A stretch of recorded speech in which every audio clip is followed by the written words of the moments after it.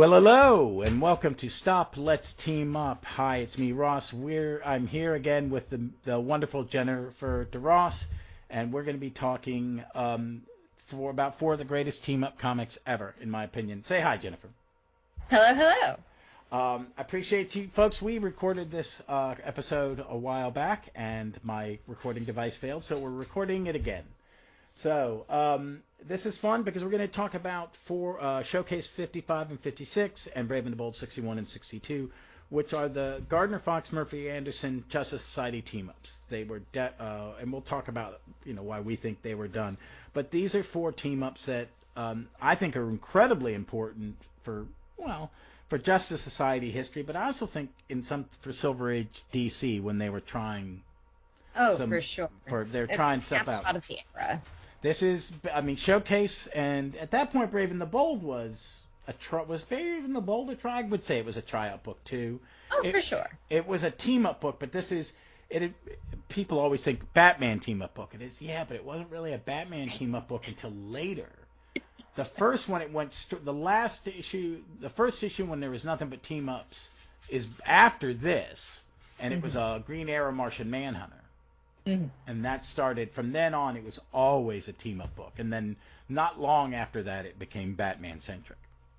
And it was a great comic. I wish they did team-up books today. I think it's something they're missing. They sold really well because you could get the second-tier heroes would get a shot at a book. And then, it was normally, by the end, when they were all going away, it was Thing and Spidey had one, and Superman and Batman had one. And I think when Byrne took over Superman, his thing was, I'm going to do all the books, but Action is going to be a team-up book. That way, because he wanted to write about how Superman interacted with, and for the first, maybe, I don't think it lasted 2 years, but for the early days of the post-Crisis Superman, Action was a team-up book. It just was more Superman-centric. It was just Superman, what was going on in his book. But these showcasing that where they used to have tryout series, and they had, Marvel had them, and everybody had them go for years. Marvel Presents, Marvel Spotlight, DC, it was Showcase, and Brave and the Bold, and I can't think of another one. Showcase is a great book, and a lot of it's not available on the app, which I find very disheartening. Because they have a handful of early Suicide Squads or something, and then they have the Power Girl, and that's it. They don't even have Showcase 100. Oh, that's sad. Yeah, that's really sad, because that's one of those great comics you can read over and over again. And I would like to be able to read it and not have to go to some dodgy read-online site. Well, let's get started. The first one is Showcase 55. Cover date April 1965, which would have put it at 3 months if there's the general rule. So about January, February 65 when it hit the rack. Cover dates was when they were pulled, not when they came out. It is Dr. Fate and Hourman fighting Solomon Grundy with a guest appearance by the Alan Scott Green Lantern. Editor Julie Schwartz. Cover art, a beautiful cover. Murphy, Anderson, Pestles and Inks, and Irish Schnapp is the letterer, who I didn't realize this, but he did a lot of the logos. Oh, yeah, that's very I cool. think he did like the Justice League Shield logo and stuff like that. If he's who I'm thinking is. This is written by Gardner Fox, penciled and inked by Murphy Anderson, letters by Jasper Salandino, editor again Julie Schwartz. And the title of it is Grundy Goes on a Rampage. And I'm just going to read the little, this is I like what they put on. This is what, it's like a little blurb. I don't know where they get these legend. from. Yeah. Solomon Grundy goes on a rampage. Solomon Grundy is returned to Earth after his last encounter with the Green Lantern and is released from the energy capsule in which the Lantern had locked him in. Once free, Grundy returns and that's it. Okay, some of these are edited badly, and I cheat because I don't want to read the synopsis, but I do like the little blurbs they have. I like this, and one, it's a nice long. These are extra long comics. Mm-hmm. The standard would have been about 25 pages. These things are 26. And those pages really do add so much. Like, every page adds a lot to a comic, I think. Oh, yeah. And I think, there's something that modern comic writers don't do anymore, which is a little narration doesn't hurt. Some thought balloons. I do miss thought balloons.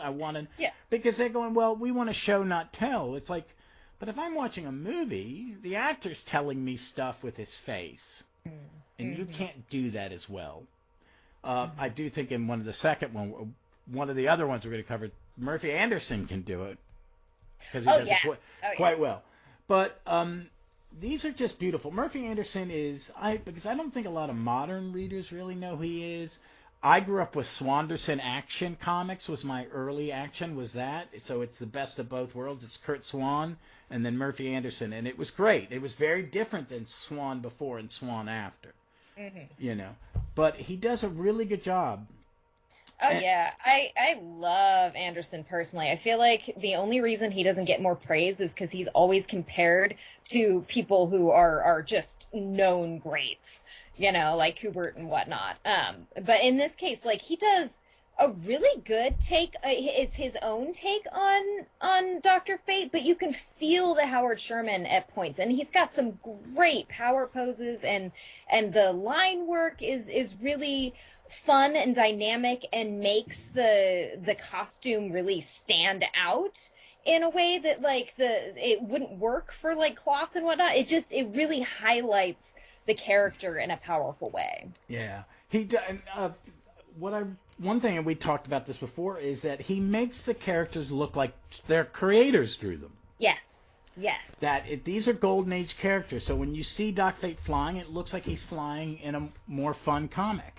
Exactly. That's what it strikes. He does it for Hourman. He does it for Solomon Grundy. I'm messing with my camera, folks, if you hear this clicking noise. And Hourman, his Solomon Grundy's great. Solomon Grundy's either snarling or smiling, and he's got personality. He does. And I don't really think anybody really kind of. I think Thomas in Infinity Inc. made Grundy a part of the book. He was, he tagged along. James Robinson made him this sweet, gentle giant in Starman. But in this one, you get, he's always a little different. And I just think the way he's drawn in this, he's very imposing. I do like, and I do feel like this is his story more than anything else. Yeah. Like, we get the first 3 pages is literally just a recreation, the first page is really just a recreation of Solomon Grundy from All-Star number 33, which is like the setup for the story, right? And I really think that it's fun to put that in comparison with Justice League of America number 46 and 47, because you get to see him go from this, like, scary, imposing to, like, in the end, like, Solomon Grundy almost becomes more of a sympathetic character, where he ends up, like, you can see, especially with this keeping in mind that this was a tryout book, like, I wonder how much Gardner Fox really wanted to start that, like, making him a more sympathetic character, that we could, like, see him becoming an anti-hero, see him making that turn. Yeah. I know. I think it is, because they take the time to, to fully round out a character. He's not just generic bad guy, generic monster, which is sometimes in Silver Age and Golden Age comics is kind of like, it's all about the heroes. And it's really, it's the first one, the splash page within inside a comic, which I do miss. As I read more, and I'm reading a lot of Silver Age stuff with Legion and these, is that you would have the splash page, and then the whole first page of this is this big red box that says, the Super Team Supreme, Dr. Fate and Hourman, and then it's got 2 little blurbs with Fate and Hourman, but Grundy is dead center, bigger than both of them, and then it's all about there's this blurb at the bottom. Both of these heroes have recently come out of retirement to join in the resurgence of the Justice Society of America. Now they combine forces as a super team supreme to battle Earth's most awesome menace. Solomon Grundy goes on a rampage. And see, I love that. I mean, it's it's kind of like a serial credit or something. The scroll, it gives you, and then it's page 4 before you see a superhero, and that's with Kenton Inza driving up to the tower, and he gets in, and it's great. And you see, and then there's a cut to Rick Tyler at his chemical costume. And I'm going to say this, I'm a big fan of the Hour Man costume. It's one of those nice 40s ones. And I'm looking at this panel where he goes into his vault where he keeps his drugs. Not most people just put them in a shoebox, buddy. But you got your drugs. You got a whole lot for your drugs. But I never realized that his boots are like gladiator sandals. They're drawn in this panel that he's got red socks under. Yeah. Never. Good catch. I just caught it now. I went, oh, that's cool. I do like his costume. He is and he's done his career. I mean, his history in comics, it was really shorter because he's one of those JSAers who disappeared because his book got canceled.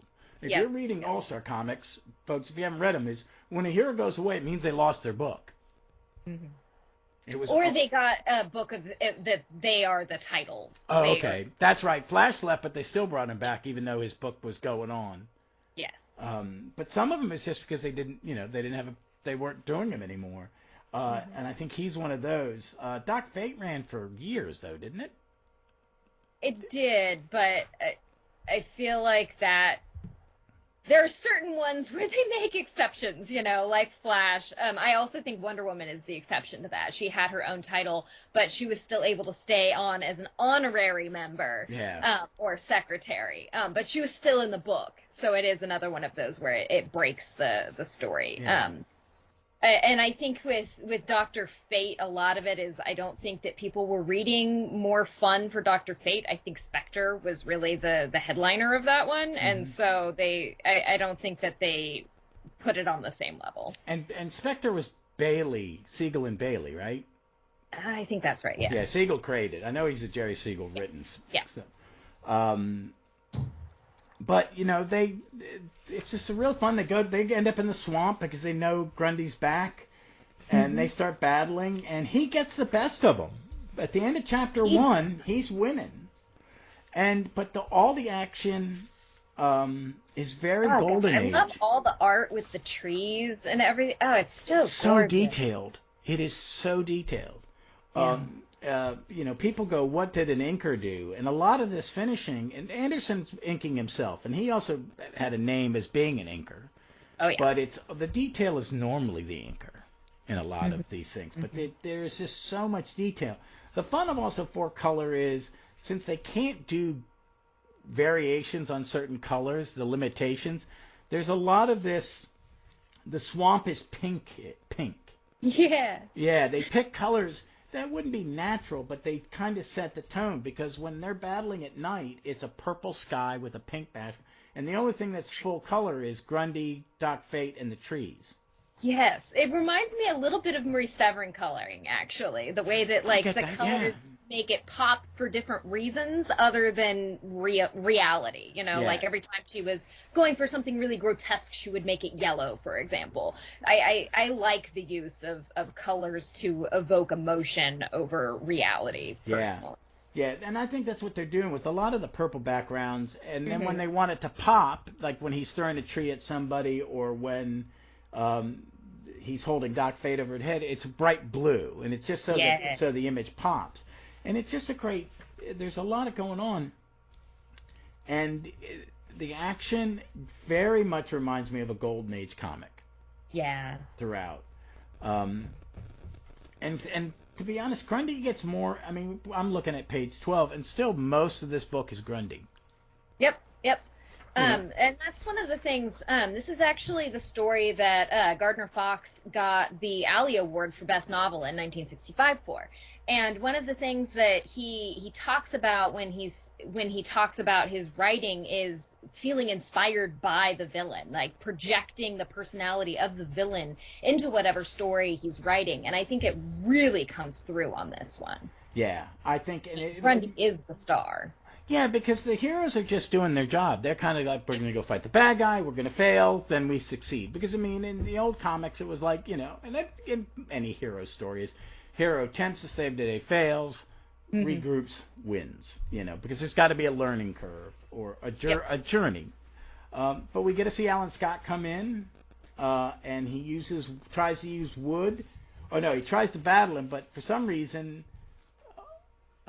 Grundy has become like a magnet for magical wood, and he pummels poor Alan Scott, and then Doc Fate reshapes all the wood into a giant mallet and swings it at Grundy, and Grundy just hoofs it back at him.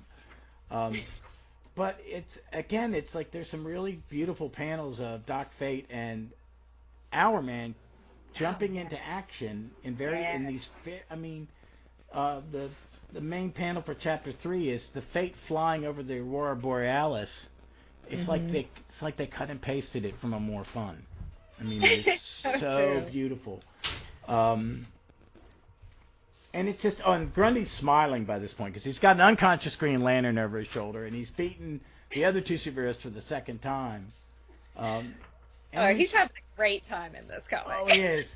And there's all this. I mean, it's a nice journey, and and somehow him and Green Lantern merge, just because Green Lantern punched him. So you've got this Grundy-esque Green Lantern battling Doc Fate, and it's just, it would be silly by modern things, and there's a lot of talking and a lot of it, and a lot of narration, but I think it adds to the comic. One, it takes you 45 minutes or an hour to read a comic, which is, I think, what it should do. I think that's ideal, yeah. It should take an hour of your time. It should do what an hour of TV does. It should really, and people go, well, you can't do that in 22 pages. Like, yeah, you can. Oh, yeah, you can. Have you ever read a Chris Claremont comic, or a Roy Thomas comic, or a Gardner Fox comic? Yeah. Exactly. But I think it's beautiful, and I think they were trying these tryouts because the Justice Society crossovers were huge hits. One thing, I'm looking at this, and even I'm reading mine in the Multiple Earth trade back, and they had these pages in the issues, the origin of Dr. Fate and the origin of Hourman, and they're reprinted in these, and I appreciate that. Nice. The only thing better is if they'd reprint the letters pages. Yeah. Because those are great. I love a podcast that uses them. I listen to Tighten Up the Defense, and Corey and Hub read them. And Earth 2, the two gentlemen of Earth 2, they will go ahead 3 issues of whatever book they're covering, so they can, like if they're talking about this, they've read the letters column a few months later to give you what. And the number of famous comic creators who are in Silver Age letter pages is mind-boggling. Yeah. So, but there's these little things. But this one, I really like this one. I mean, these aren't. My brother at some point bought all 4 of these at a comic store, when the early comic shops, and gave them to me and said, "You like Justice Society? You're going to love these." And I have. And I think he started with the Starman ones.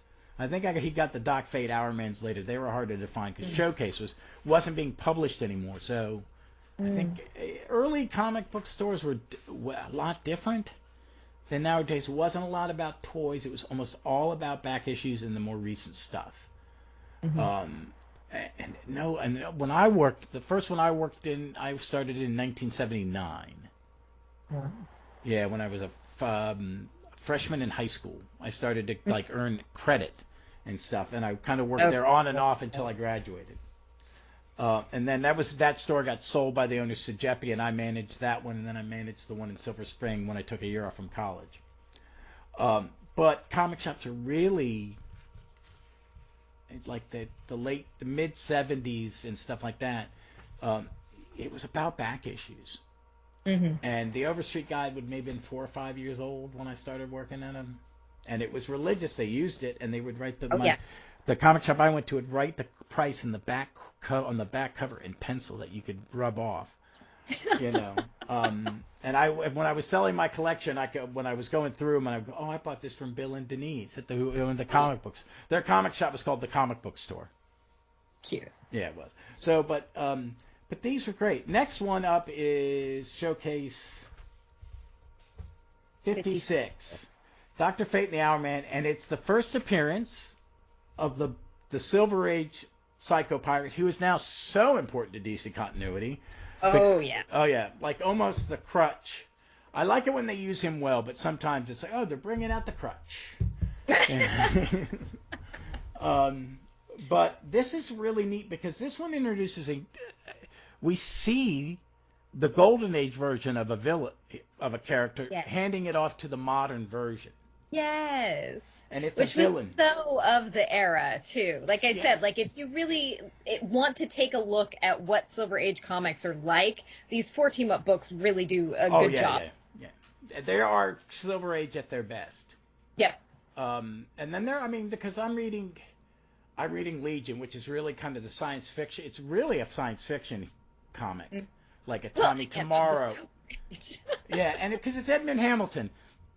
I've gotten to a point where Siegel's come back to write some, and I'm like, going, why is this one a little? Oh, sorry, it's Jerry. Never mind. Because there's but I'm also going, it's the same damn plot. Yeah. You know, but it's the generic, and I like Edmund Hamilton, I like Otto Binder, I like Jerry Siegel, but they're not Gardner Fox. Very true. There's a little more depth. Theirs are fun and frivolous and full of a lot of love and joy. I mean, it's just, they're there to be fun. And if I was a 7 or 8 year old kid, got that off the comic, oh, look, they drew neat monsters, there's rocket ships. Exactly. Oh, wow, the hero tricked the villain by doing the same thing someone else did in the last issue. But exactly that's one of the things that I really like about 56. Like you do get the perils of the Psycho Pirate. You do get the fun punch 'em and the cool visuals and all that, but you also get this like exploration of the way in which letting emotions take over can create a loss of higher thinking to a point where it disfigures the characters, and so it really interrogates what that loss of emotional control can produce in a person. And like that's what I love about Gardner Fox is it might seem surface level, but if you really stop and think about it, there's a lot going on most of the time. Oh yeah. And we were talking about face. This one has the panel is the opening page of the comic is the Super Team Supreme Doc Fate and Hour Man, and then it's got this great one. It's got them duking it out on the bottom third, but the middle third is this little banner with scroll. It's made to look like a scroll. Yep. It's got little tears in it. It makes more sense when you call it a legend when it's on the paper like that, I think. Okay, the legend. Okay, yeah. And it's hit this beautiful face of the modern Psycho Pirate. We're going to talk about how Gardner Fox portrays emotions just by detailing someone's face. It's great. But the blurb in this one is, out of the distant past comes an old yet new criminal. As the original Psycho Pirate of years ago attacked the members of the Justice Society of America with emotions, so does this inheritor of the mantle of misapplied psychology turns his power against Dr. Fate and Hour Man. Anger, jealousy, pride, ambition flood them both as they seek to find a way to overcome the Emir of emotion. And it's called The Perils of the Psycho Pirate. They have better titles for individual issues too in the Silver Age, I think.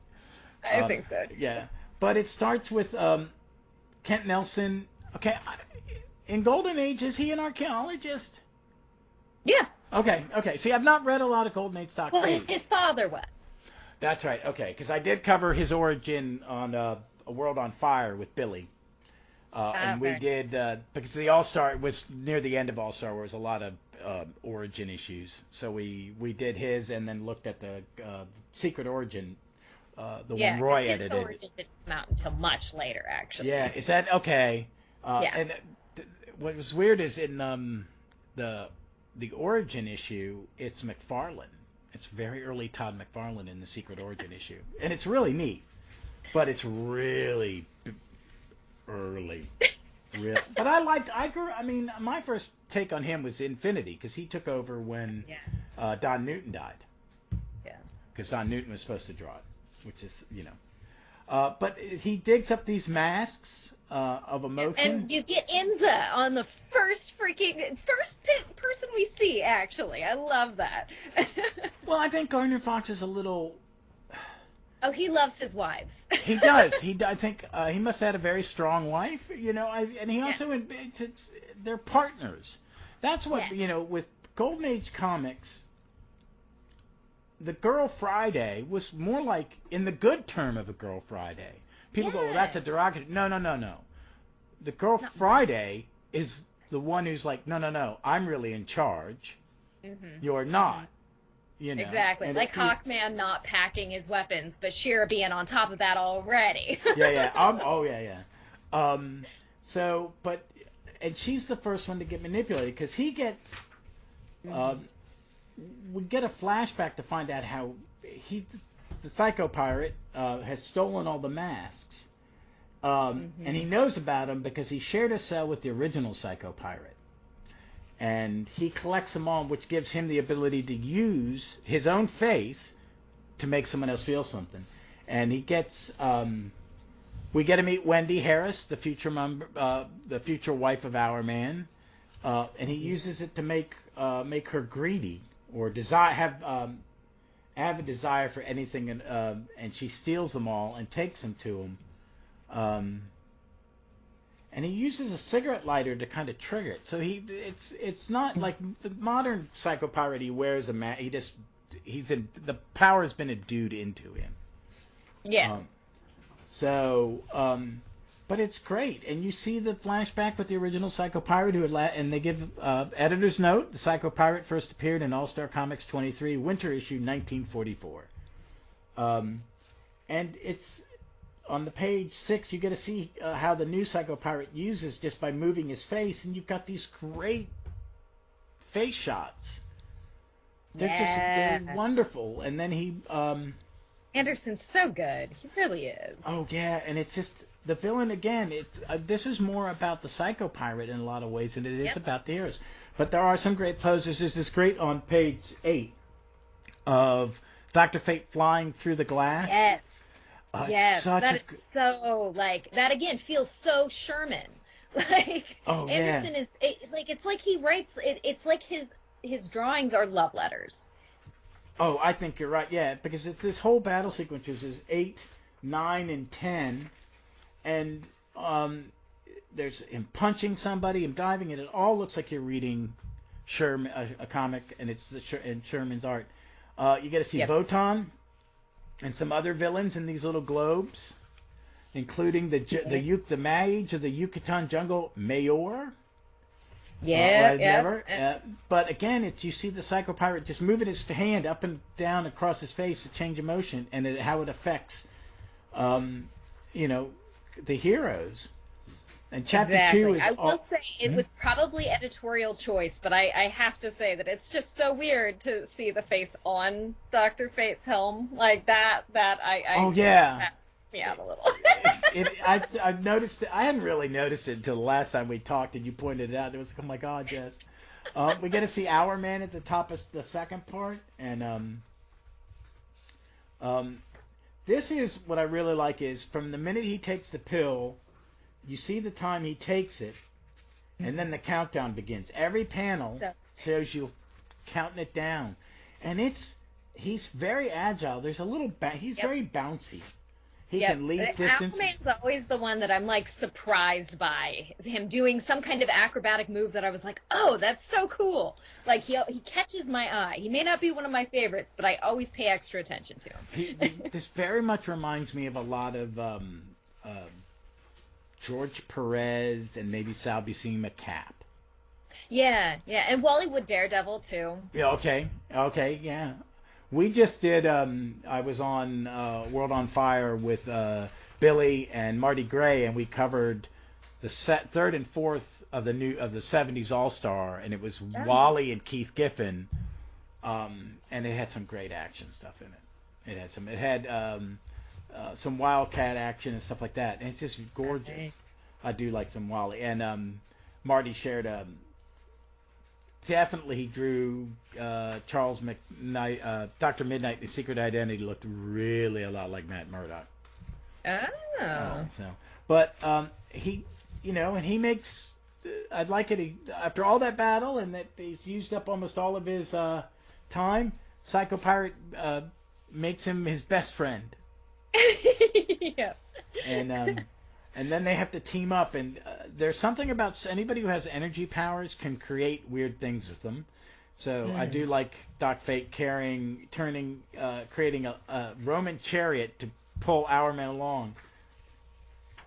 And it's just the way that the pages are laid out on, I think, page 20, where you have this corner. The first panel is just the Psycho Pirate in a pose with some narration. Yeah. And another time they refer to him as the Emir of Emotion, which I kind of like. Yeah.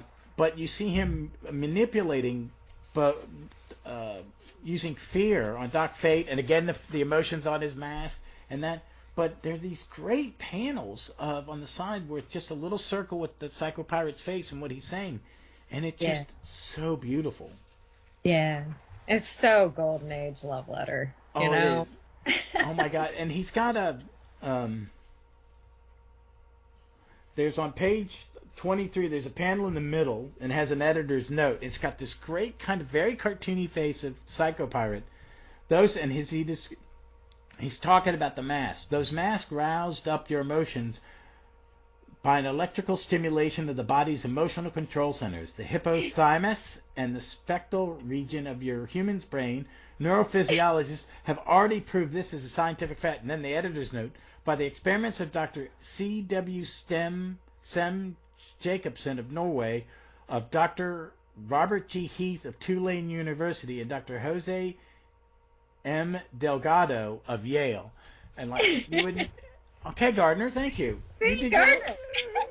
And I don't think that's really the editor. I think that's Fox. Yeah. I think that's Fox. I do too, especially when it's things like that. You just know that he's like, hey, make sure this info's in there, because otherwise my comic doesn't make any sense. Well, like he thinks about that. Well, and that's also comics would have those little educational strips on under a half a page of ads or for something, and they would have how to make a battery with a potato. And it all ends up great, and Wendy's like, I know I'm Hourman, and she's like, I got it, whatever, just as long as you're my husband. And then it has a nice full page history of the Psycho Pirate. Yeah. I just love it. I love it. Me too. So now we're going to move on to the ones that are very near and dear to my heart, because I think this is setting the ground for, I think, one, it's setting a lot of the ground for what James Robinson does with a Starman comic. Yes. Because the Mist is the motivating, and his children are the motivating factor for Jack Knight becoming Starman. Mm-hmm. And the way Robinson portrays him, because he's got dementia, and the only thing he really remembers, he's really far gone, is the trauma of his service in World War I. Mm. That he had there's even a thing about the pledge that soldiers make to when the last one dies, they get the whatever. I forget what. There's a French word for it, where a group of soldiers make a pact, or if like a bottle of wine, that the last man alive will drink the bottle of wine and toast his fallen comrades, or the last one will have the memento or the loot sometimes that they have stolen. But so the next one up is Starman. Steve Brave and the Bold, number 61. Yes, cover date probably my favorite. September 64. It's the same creative team as everything else, as the other one. And it's got a great cover. It's the Mist battling Starman and the Black Canary, plus special feature origins of the Starman and Black Canary. There, yes, that is. I like that. That's actually on the cover. That the one page feature is going to be on there. This has a great setup page, which says Starman and Black together with a pennant, saying for the first time together, Starman and Black Canary. And it's the Mist menacing over them both, and they're running. It's very much a flash of two worlds of them on either side of this comment, this legend. A swirl of mist that seems to be fog, topped by a sinister face. The dry, evil chuckle of an arch criminal planning robbery. Invisible gangsters. Flowers that give orders to mesmerize people. And these all together, and you have a prescription for peril awaiting Starman and the Black Canary as the Astral Avenger and the Blonde Bombshell team up together for the first time to answer the deadly challenge of the Mist, mastermind of menaces. So this is, you pointed this out last time, that this is the first time they appear together in a comic book. Because she had not appeared, they had both probably appeared in a JLA by now, or he may not have. Did, but she didn't show up in the, she was she was officially the first female member of the JSA in All-Star Comics number 41, but they had never, because Starman was no longer part of the JSA by the time he wasn't in the JSA very long. He was only in for a handful of issues. So this is the first time that they are officially together, but I love that, like, they clearly have a friendship. They even have Ted Knight gives the girl he knows to be the Black Canary a friendly kiss. And it's so sweet and cute. And it's one of those things that I really love about the Gardner Fox version of the JSA, in that, like, friendship was really at the heart. They were all wanted to spend time together. And I think that's something as the JSA they've had two regular, and they're about to have their third ongoing series. Yes. And then they had a couple mini-series. The guy that wrote the great drawn by Paraback, and I cannot remember his name off the top of my head, but he also wrote a mini-series set in the 50s. But that kind of thing is that they are that type. Roy does it in All-Star Squadron. Jeff Johns does it very much so, especially because he plays on Legacy. And I think when they're played as Legacy now, that we're training the next generation, and you all are following in our footsteps. And there is a camaraderie. And Johns is when they made Hippolyta in Wonder Woman in the 90s, I guess it was, when Byrne was doing it, she went back and filled in that hole. Instead of having some stupid explanation, no, it's just Hippolyta. She goes back, and when she comes back, Green Lantern, and they always write when she's together with Wildcat, Green Lantern, and Jay Garrett, is they call her Polly. And she's just one of the guys. Yeah, see, I love that. See, and I think it works here is because they're different. And Robinson takes this because he uses it to flesh out that Ted Knight is not just a generic hero. That, he suffered mental health issues from helping create the bomb, and his science being used to kill, and that he had an affair sometime in between these two issues with Diana. And it works, and I don't think intimacy there, but he took that one little thing is like, and it makes it works in there. It takes a little thing in here and makes it work in that, but just that one again, Diana. I mean, she's not Black Canary is not just a generic. She's a fully fleshed out character, I think. Yes. And a hero in her own sense.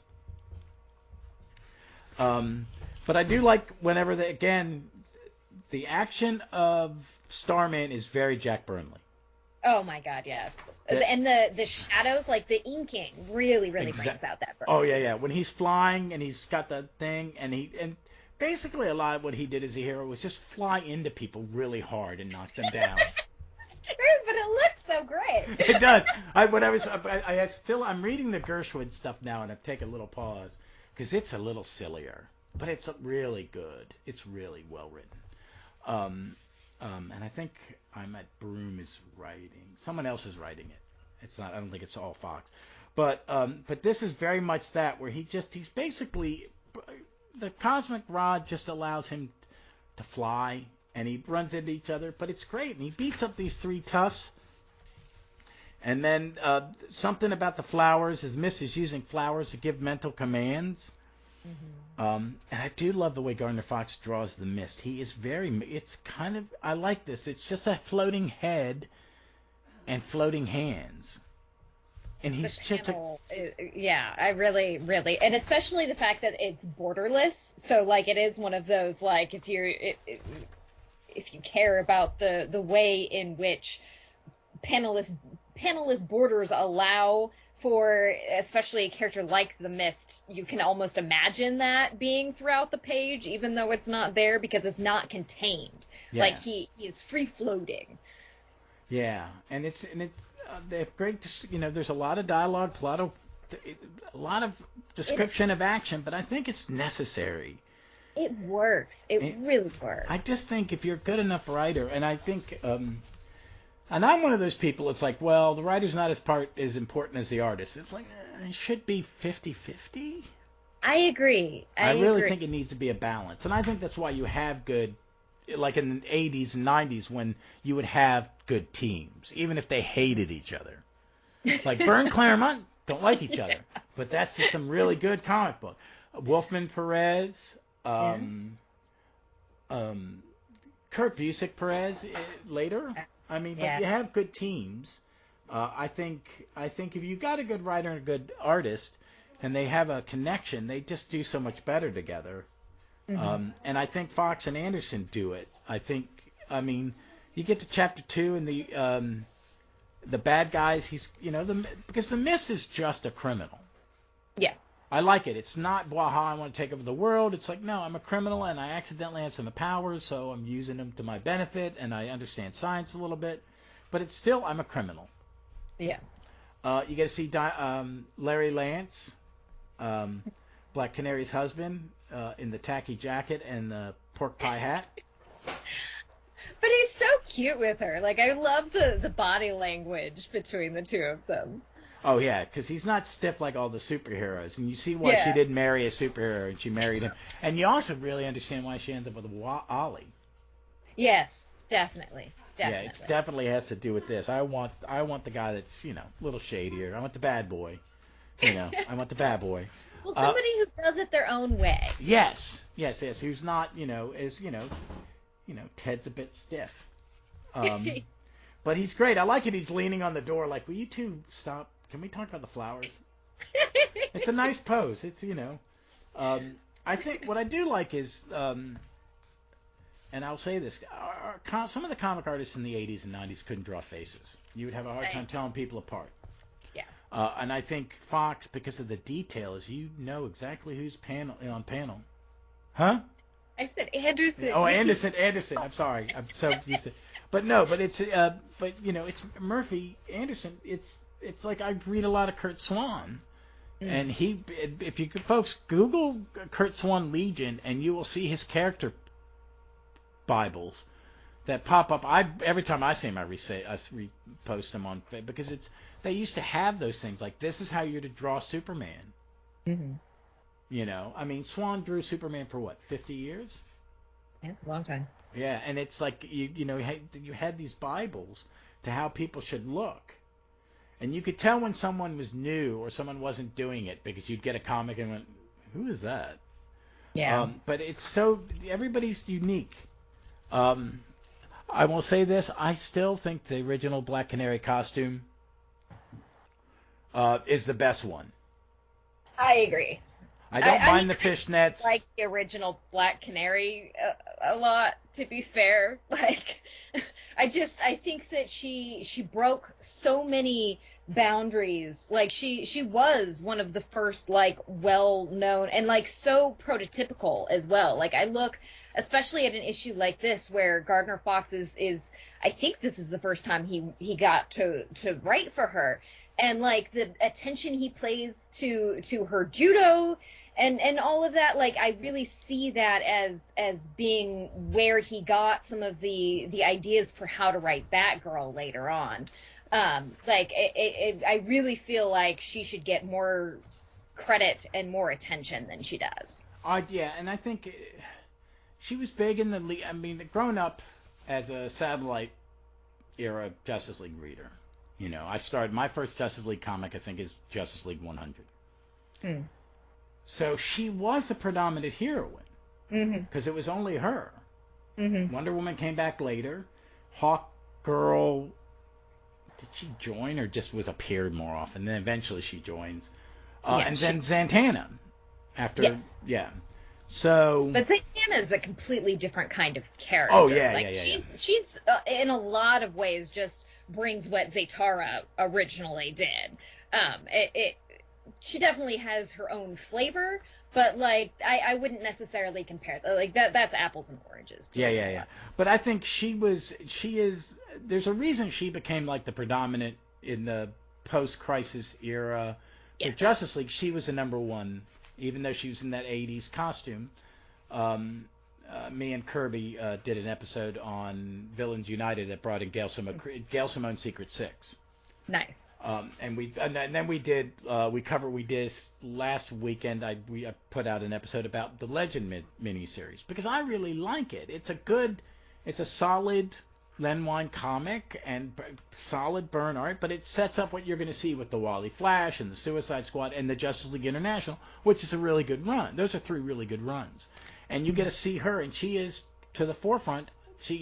Her and Wonder Woman are the number one female heroes. Yeah. In DC Comics, and I think she's handled very well here. And a lot of what we're seeing here is translated when she's the Green Arrow's partner when you get a Green Arrow comic book again. And when that book is written well, she is his equal, or or the one telling Ollie, "You're wrong," But she's great in this, and I don't think we see a lot of heroines. I think Fox writes heroines better than most Silver Age writers. I think so too, and I appreciate the fact that he never shames the female characters for acting in what would be like using a mirror that somebody has in their purse makes sense. Why wouldn't you do something like that? You know, like it's great to think about a female character for more than just a female character. Yeah. And she goes into action and she figures out she's battling invisible gangsters. Yeah. And she blows a red cloud. She breaks. What was it? She hears the footsteps of the comic run, and she blows out this powder. Mm-hmm. Is that coming from her compact? I mean, it certainly looks like, I don't know what else it would be. It doesn't say specifically. It says a pellet of reddish powder. But the way that it looks and like that pink color, like I definitely think that it evokes a rouge or something like that. Yeah. But so she blows that in there so she can see at least parts of them. Yeah. And uses her judo and breaks up the furniture. She uses a piece of glass or mirror to a tiny mirror from her canary amulet. Oh, that's okay. That's right. She wore it on her choker. I always forgot that. And then she puts the powder from the compact on them so you can see them. Yeah. While Starman is battling this helicopter, stealing this model of the Viking Prince ship. It's very much. Here's an ad for Viking Prince in another comic. And Larry's even on the thing. I mean, he's found where the hideout is, and he's captured by the invisible guys. Mm-hmm. And there's just such great action. These invisible gangsters that are beating up on Starman, the detail is so amazing. It really is. It is. I mean, but they all come together and they win. And I think Black Canary, I think this is probably my favorite of the 4. Same here, honestly. And it's the one that, it felt really familiar when I picked it up for the first time. As an adult, I'm fairly certain that my grandma had this one in her collection. And it's so great. And I really love, too, this I feel like is classic Gardner Fox team up, where the heroes really are equal to the point where they save each other. Like they are each in a position where they need the other to rescue them. And it's especially cool that Black Canary essentially gets 2 rescues because she saves her current beau too. Oh yeah. And then in the trade, folks, that I'm reading it from, Crisis on Multiverse Team Ups Volume 1, there is the 1-page origin of Black Canary, and it's got a copy of Flash, number 92, Flash Comics 92, and it's her jumping through a circle of paper, which I guess would, Yeah, that was from the All-Star. Yeah, and I'm thinking this is Toth or Broom. I'm not sure who original artist was. My head. But it's a really neat, and then there is a 9-page Hour Man story written by Fox and drawn by Dick Dillon and Sid Green. Very cool. Yeah, as a kid I didn't get why my brother loved Dick Dillon so much, and then as I got older I was like, you know what, you're a moron. It's like Mike Sikowski too. I really didn't get it as a kid because I grew up with George Perez and other John Buscema, other people, Sal, was taking my imagination, and I didn't appreciate the older styles. And if I look at Sikowski, especially when he's not doing Justice League. Some of his sci-fi stuff and his Wonder Woman. Sikowski was so rushed on Justice League. Like, he never had enough time to give that the care. Yeah. His Wonder Woman is gorgeous. The stories are a little weird. Yeah. I think he's a pretty good writer. I mean, he was writing before his time, but it's pretty. And then some of his science fiction stuff. I've seen some of his sci-fi stuff, and I'm like, okay, now I get it. Mm-hmm. So we're on to our last one, which is Brave and the Bold 62, Starman and the Black Canary, and a sensational comic first, a Sportsmaster and Huntress, as Mr. and Mrs. Menace set sinister snares on the big superhero hunt. Special superstar comeback of Wildcat. And okay, I will say this: these are tryout books. They're definitely tryout books. Spectre gets a handful of Brave and the Bolds or showcases. And it gets his own series written by Fox. And for a while drawn by Anderson. I think he drew the beginning part, and then Adams and others did it. But Wildcat becomes a mainstay of Brave and the Bold, as he's at least teaming up with Batman once or twice a year. Yes. Well, and I mean, he trains the younger Black Canary as well. Like, and I love him. He's always coming out of retirement. Like, and I love his attitude. Like, he really does. He reminds me of my grandpa a little bit. Like, my grandpa was very much, as skinny as I am, and the way that he dealt with that growing up in Hell's Kitchen, New York, was to be a boxer and a biker and a race car driver and really just like double down on that masculinity, but like he's still soft and cares and all of that, and you very much see that dynamic in Wildcat. And I think it's important to include characters like that, because not everybody that's super gruff and masculine is as gruff and masculine as they portray themselves as. There's always and I think a lot of people take that and use that in Wildcat throughout the years. Yeah. That he's the teacher, and he's the younger heroes in John's and other versions of Justice Society. He is the one that they all go to. What do I do, Ted? It's like, you just toughen up, kid. But it's all right to fail, Yeah. Look at me. I've got 9 lives. They eventually give him a magical 9 lives things, which I never understood why they needed to do it. I think it was just explain why he was not dead. They would have reasons. So this has a great panel, and it's got the opening page is Black Canary and Huntress lunging at each other, and Starman and Sportsmaster fisting. Starman looks like he's about to fight box Marquis of Queensberry rules kind of style, like you would see in the movies. And it's got a great band. It's got a legend in a big T shape. Many years have slipped by since the notorious Sportsmaster, the all-around athlete who used his extraordinary skills to commit crimes, has ventured out of his spectacular forays. Now, with the equally infamous Huntress as his mate, in crime as well as in life, the sports ace makes a sensational comeback with loot and lawmen as the prize targets. Providing the competition are Starman and Black Canary, terrific teammates themselves who call upon their remarkable resources to challenge the rivals with skill for skill, trick for trick, trap for trap in the big superhero hunt. Guest star Wildcat. I like this. I like the Sportsmaster. I find him a silly but very DC kind of villain. Like he could only exist in the DC or maybe Astro City.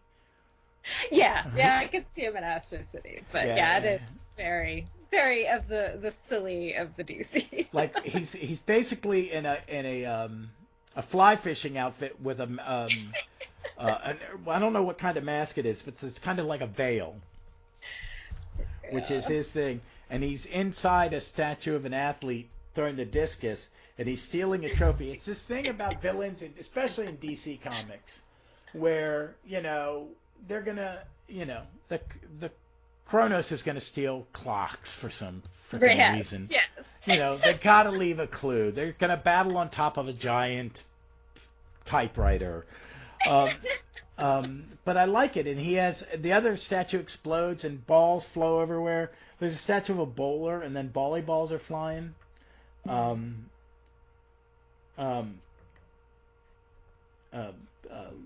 Diana's at a dinner with I guess a customer of Larry's covering for him, and she sees it, and then he takes off. He has flying skis, and she goes into a lounge, a deserted lounge, and changes into her. I want to know where she was hiding her costume. Right. Complete with wig, in nice condition. Like, I don't know how she That wing's going to need, if it's been balled up, it's going to need a good zhuzh before you go out and battle bad guys. And then you cut back to Federal City. Okay, I forgot that was the name of the city he is. And he's Ted Knight's looking at he owns an observatory, and he's walking around, and he hears help, and he finds Ted unconscious in a cell, and then he's attacked by the Huntress. I do like her as a character. She's a great villain, and she's used very well later as an anti kind of hero in Young All-Stars and stuff like that. But I like the pairing of her, and they do it in the Stargirl TV series that takes place in Blue Valley in Nebraska, and all for some reason the Injustice Gang, their plans all rely around that town and making a better America. And he's owns the local gym, and she's just the overbearing mother. But they're a couple, and they become regular characters. Like, it's one of those things that they were popular enough that in second and third season they kept them around, and then they try to do good. But it's something that stuck. I like this, and you get to see Starman. Again, how do you hide that costume under your clothes? I don't understand the cape. Don't. I know. But he goes up and battles the birds, and he gets hit by a ski. Sportsmaster hits him with the ski, and this is very action packed, and it goes on for half of part 1 and most of part 2, and they're a great couple. They're really kind of funny. Sportsmaster, and that. And they find Ted in a menagerie in this estate, which... Yeah, and I do think that this is where, it's a lot of fighting, but I think what's important is that there's still a story being told through the fighting, because it helps characterize them. And it's really clear when you see them fighting the animals in the menagerie. Like, Ted Grant is just straight up punching. Like no concern at all. It's just gonna freaking sucker a polar bear, whatever. Oh yeah, he boxes a kangaroo and a polar bear. Yeah. Whereas Starman is like, okay, let's get you out of here. Like, and Black Canary is like trying to toss them back in their jails, like she judo flips a gorilla. I know, I love it. And he does knock the bear unconscious with a sucker punch. It's great. Which is insane. With bear skull? Are you kidding me? Oh my god. And then Starman starts a fire to drive them all back in, and then it cuts back to Sportsmaster and Huntress, and they have a putting green that flies. And he knocks out everybody on the course by driving golf balls into their heads. And it's they leave Ted there, and then they fly off. It's great. I mean, it is silly, compared to the other three. This is a lot sillier, and I think it's done in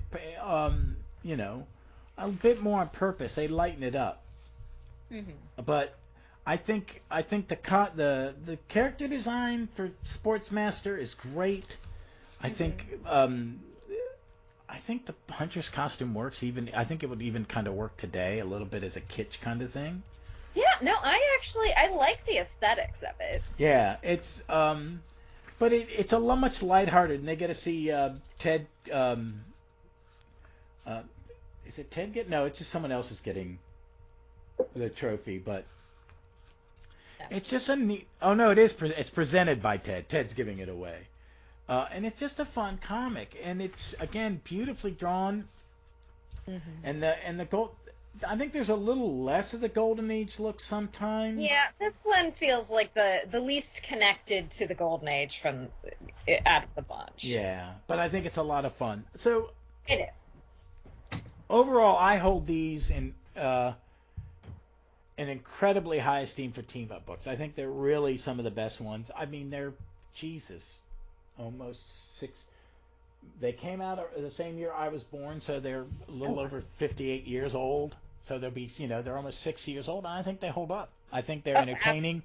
I think, sometimes Silver Age doesn't hold up. Stuff doesn't age well. There's nothing in here that doesn't age well. I agree. I don't think there's any of the 60s sexism. This ages well, better than a lot of stuff from the era, honestly. Yeah. You read something that, it just treats people of color off, or treats women, doesn't have fully fleshed women. I think Fox writes women very well. There is one line, but when reading from this era, I think it's important to remember that Julius Schwartz was editor, and I would not say that he was on the same level as Gardner Fox when it comes to respecting women. No.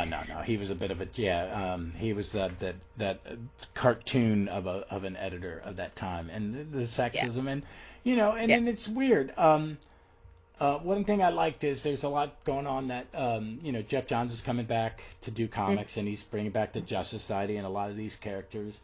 Yeah, and he did a great. His people are like, oh, what? He's like, it's like, I'm not worried about what happens while he was chief creative officer or what he did in other things. He overstayed his. I think a lot of comic writers overstay their welcome on a title sometimes. That's Claremont did it at one point, had to go away. Yeah. I think about 5 to 10 years is the max. 10's pushing it. Yeah. Because you just run out of creative juice. Yeah, and you don't, unless you're going to reboot. I think Stern did a real long run in Avengers, but about midway through he just basically flipped the team and brought in a bunch of weird second bananas. And it did a very Englehart thing. It's like, I just need 2 big guns and then a bunch of second bananas, and they'll be interesting. But he's introduced a lot. A big part of it is going to be these forgotten sidekicks. Mm-hmm. And they're mostly people of color. They're Hispanic or Indian or black. And it's Johns is like kind of going, and people are going to go, he's just being woke. He's like, no, I'm being socially responsible. Yes. I represent my audience.